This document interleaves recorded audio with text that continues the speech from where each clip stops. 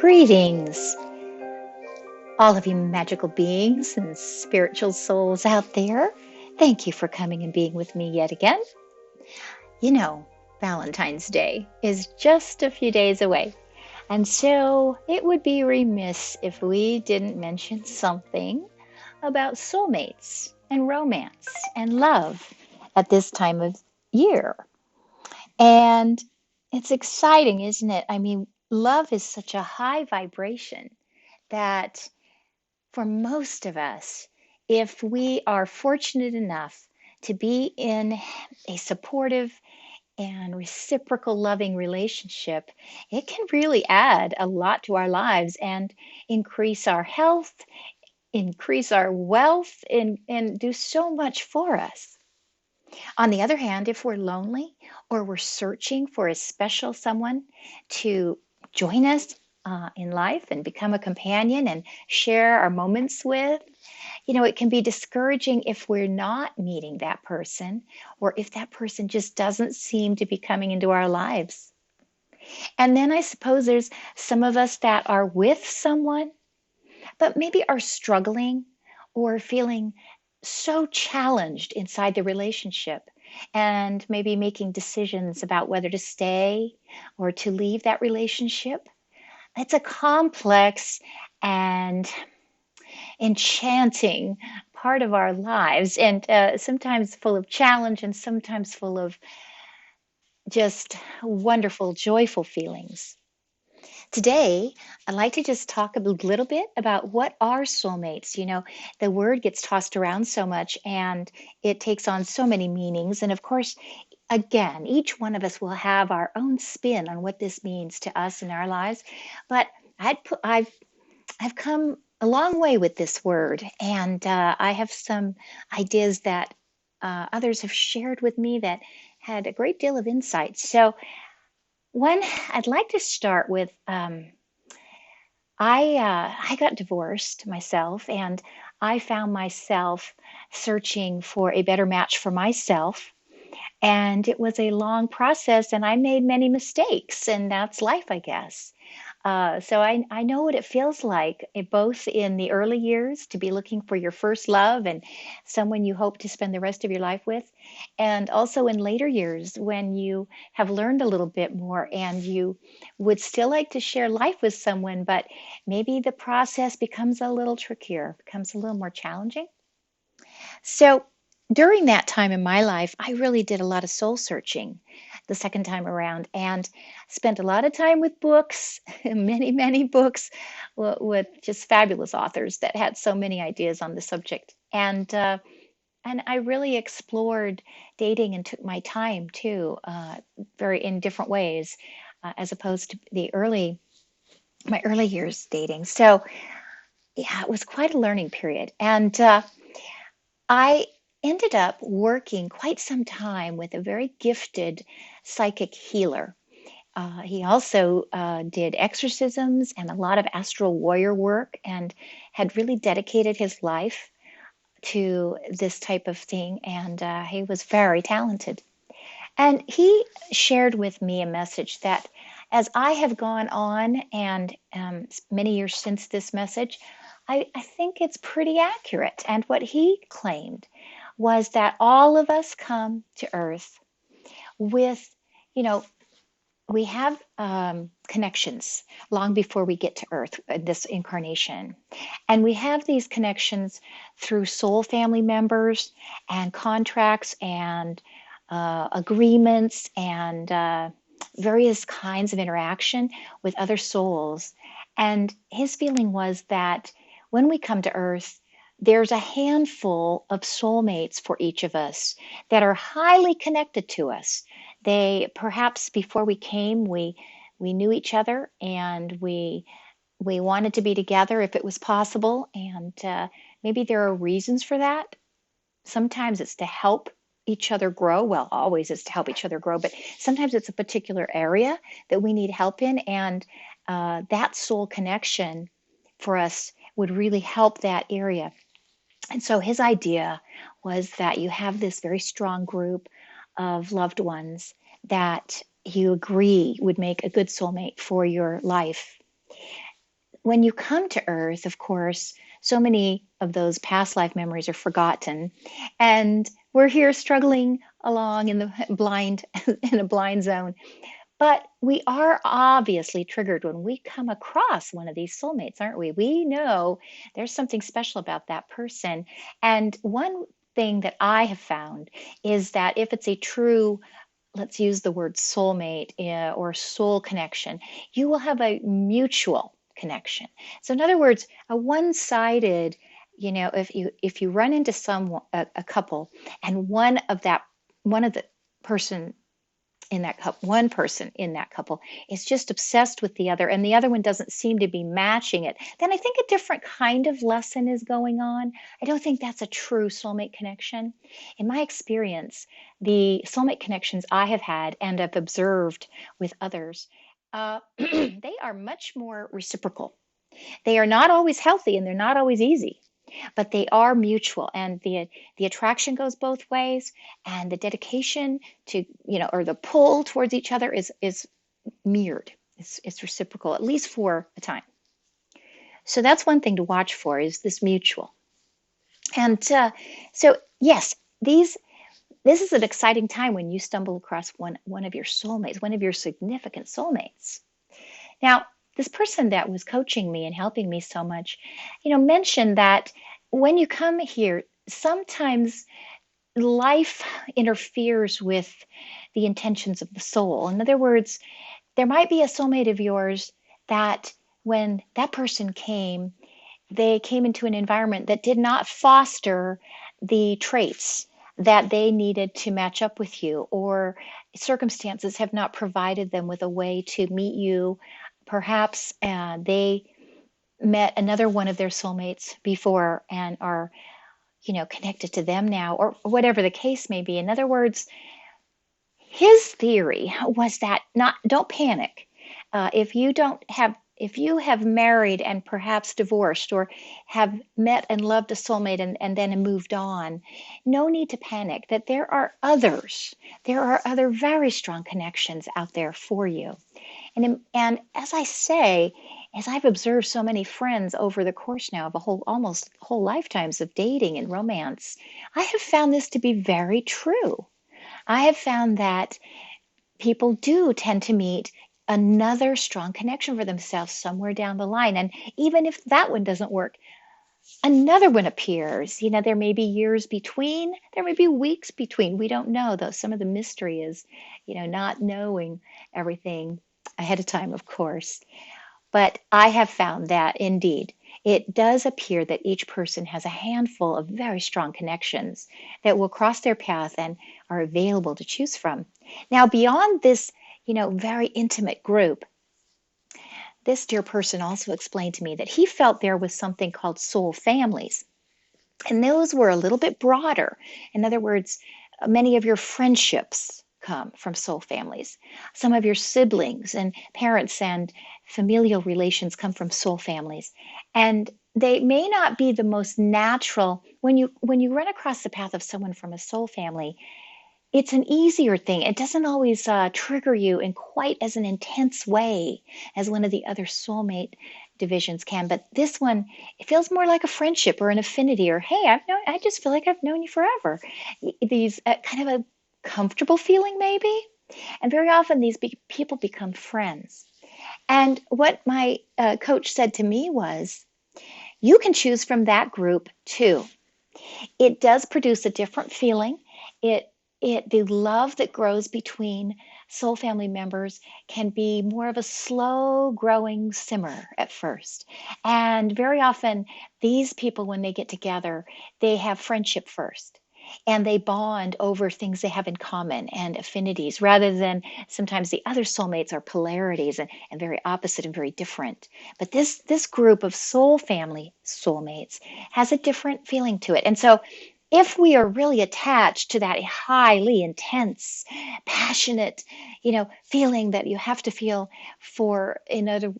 in order for yourself to claim that you're in love, then this other type may not feel that way to you. But they can surprise you. I have seen people who met and shared the ups and downs of life with each other and became friends. And later, after one or the other had gone through 2 or 3 miserable relationships, they woke up and opened their eyes and said, "Hey, I think my best relationship is right in front of me." And were very happy afterwards that they got together. So love is mysterious and how it happens is exciting, and no matter what the circumstances are, of course. And so these were the two kind of concepts that he left with me concerning soulmates. And I have found them to be quite accurate.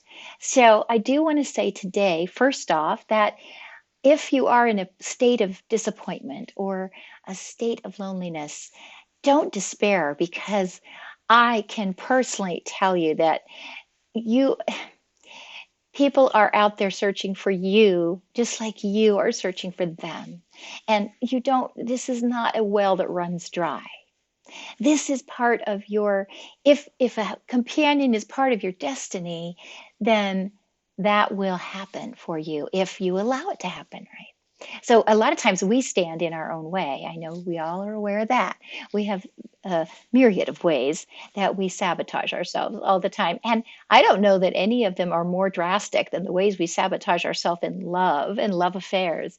And in that sphere, this is where some of our worst demons come out to play, don't they? So this is a real challenge. In fact, my feeling is that as hard as life is for most people, the biggest challenge is in this arena.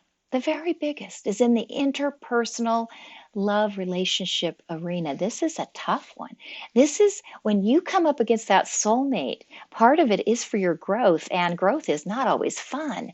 And you kind of get digging at each other, and the darkness rises up, and it's up to you on what you're going to do with that darkness and what you're going to do with with whatever it is, confusion or ideas that you'd like to change but are tough to change because you still believe them, things like that. This is what this soulmate connection does. That's why it's so challenging. Another point I'd like to make about soulmates is that, and I know a lot of you, you're so aware. I'm so honored that you're listening, and I know how aware and evolved you are, but these are just reminders. Sometimes the word soulmate just comes, in, and it can bring thoughts of, rainbows, fairies, and unicorns, and rose-colored glasses pop over our eyes, and all the rest. But I have found the reality is that soulmates can be extremely challenging, extremely difficult. We all go into that honeymoon period when we first meet people, and we're just on cloud nine, we're just so excited and we're in love. And because love's such a high vibration, everything starts going right in our lives. And then we link all those good fortune events up with that person. And it's just this cycle that keeps climbing and climbing. Oh, until all of a sudden a first flaw, a first disappointment sets in. And then it just depends. Will we go through the next portion and see if we truly are compatible or can work things out? Or is that the end? So there are these cycles. Now, the true soulmate connection brings I would say, as much hardship as joy. It is a decision that you will make to stay with a soulmate, and that person will also make that with you, because it is not an easy ride. Now, the joy can outweigh the pain, of course, and some are more rocky than others, of course. There are people who have quite smooth relationships, and it goes well for them. And so that's such a blessing. But all of our paths and all of our lives' destinies are a bit different. And some of us, this is where the true challenges are. I believe in my life it's been this way. My main struggles have occurred around relationships. And so I have loved each of my relationships in very unique ways. And I have learned most of my lessons through relationships.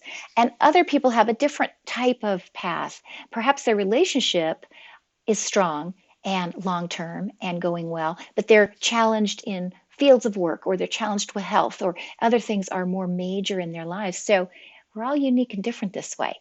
Now, so it's important right away to kind of correct our ideas about soulmates, because if we only believe that they're perfect and that life will be perfect once we find our soulmate, then that sets us up for disappointment.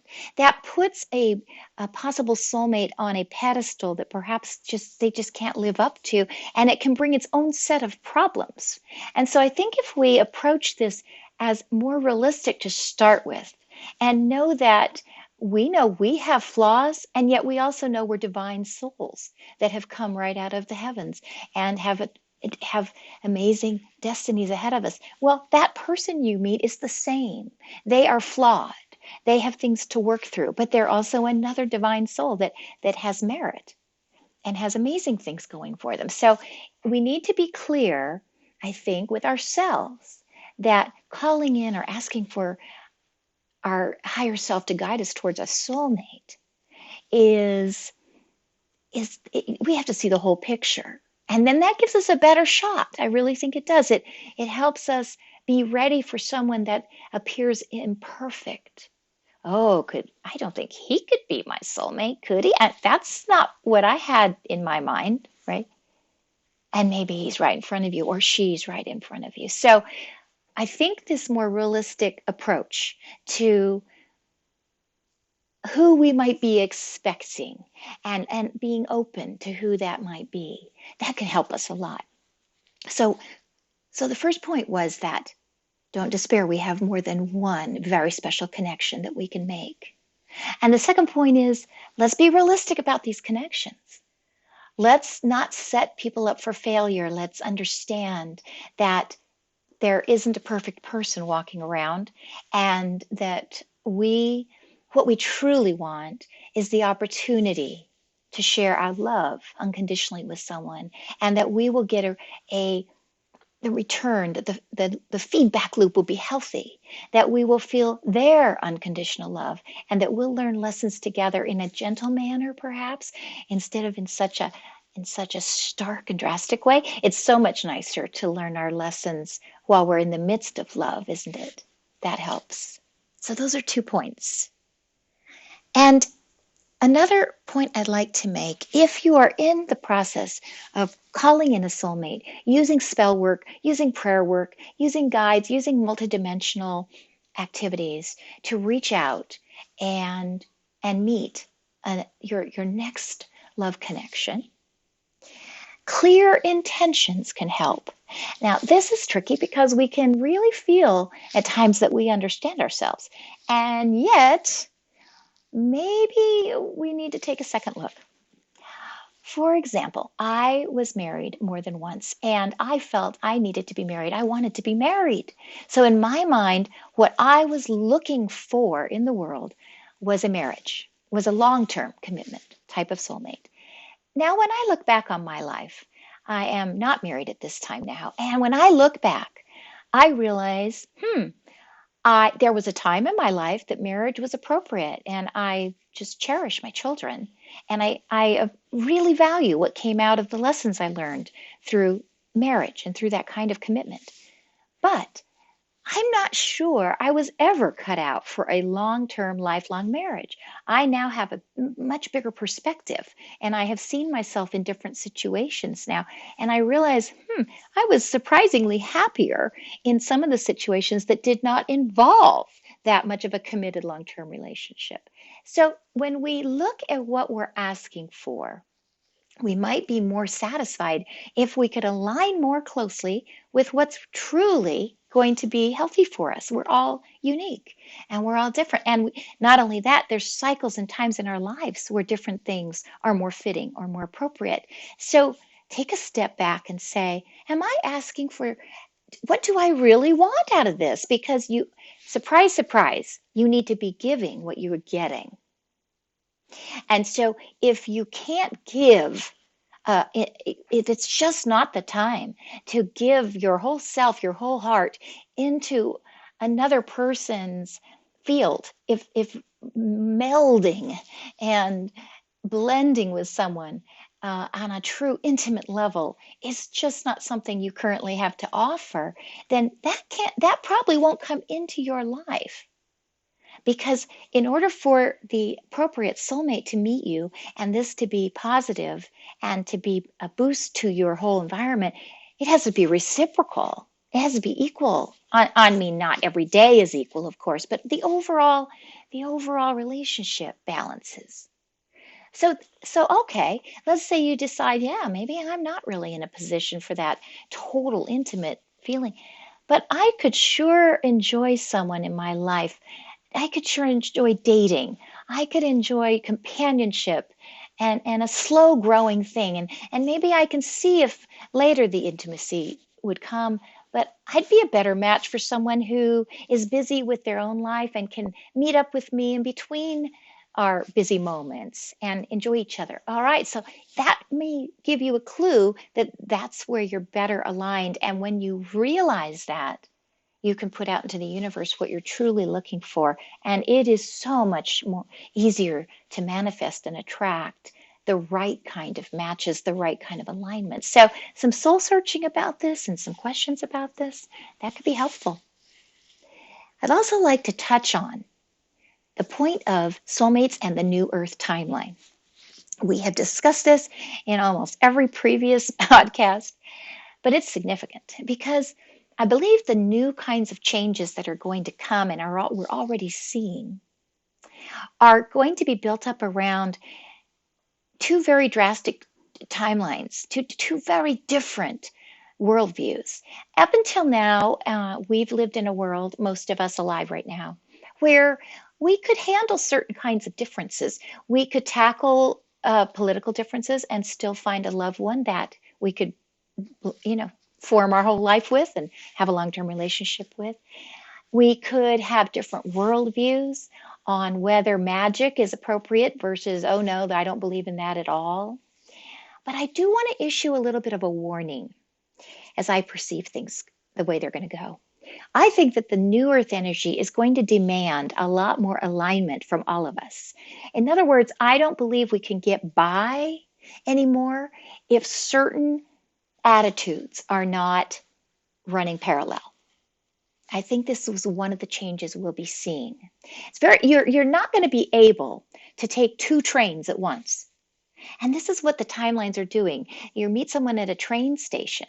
They need to be getting on the same train you are in order to go on and go forward and start developing your relationship. If they're getting on that train that's going in the opposite direction, just think about it. I mean, it's not going to work, really. And I think we're going to see that more and more. It already shows up in relationships. You've had some, I'm sure, where you just eventually, in spite of how much you love the other person, you eventually have to separate because a drastic worldview opinion is so drastically different between you that it just can't support the foundation you need to build other things on and go forward in the relationship. Well, just exaggerate that by tenfold. I believe this is going to be much more important. So again, you might want to get some feelings about where are you and what timeline are you going to step on?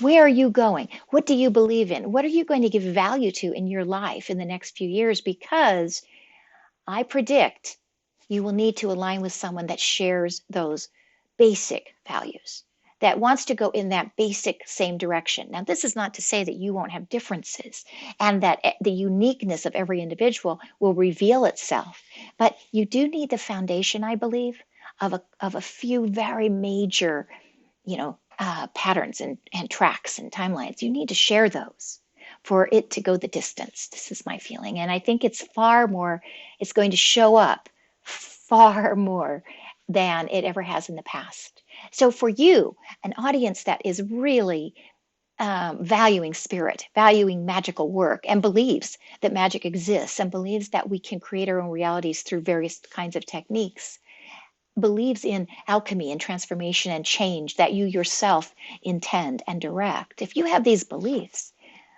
I hope that you will put into the wish list that person you find shares some of these beliefs, because you can go forward and do so much more powerful, produce so much more with the two of you working in tandem on these things. And so I think that should be a priority for you.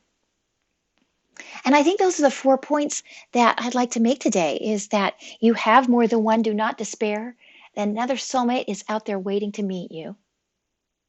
And align yourself as well as you can with your intentions for the relationship, and that will help the attraction. And give priority to your timeline that you are going to choose. And try to assess if the person you're meeting and the person you're interested in can share that timeline with you. I leave you today with my very best wishes for love entering your life and boosting you wherever you are in a cycle of working with a soulmate, or working with a partner, or working with a relationship. Wherever you are, looking for one, in the midst of one, just coming out of one. Love is available all the time to each and every one of us. And so if we will allow this knowledge to settle in our heart, to find its way inside of us, deep down to our bones, and we believe it, then it will come. It will come. And it will find you. And you will find it. And the relationship will be rewarding. So this is my wish for all of you, this kind of rewarding and fulfilling love. And also that it matches up with your destiny. Because I don't believe anyone should sacrifice their personal destiny or compromise it in such a way that it can't be fulfilled. Yes, relationships they have ups and downs, and they require some compromise. But let's be sure that it's a relationship that you're attracting that will sustain and actually feed in to your ability to manifest your destiny. Just like you will help that partner of yours be able to fulfill their personal destiny. You have a team. You might even have a destiny together to do. A team destiny too. So my very best wishes for each and every one of you. Happy Valentine's Day. But it's more than that, isn't it? Just let love into your life no matter what day it is. It'll come. It's there. It's just there, waiting for all of us.